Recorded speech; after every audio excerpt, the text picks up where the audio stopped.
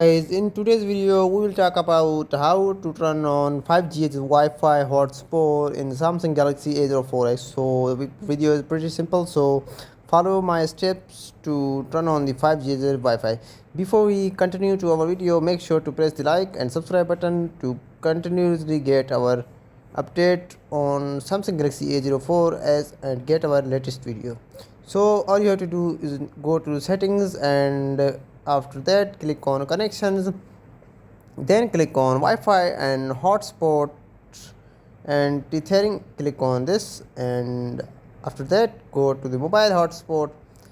As you can see, the band is here available. You can change the band by clicking on it to 5GHz.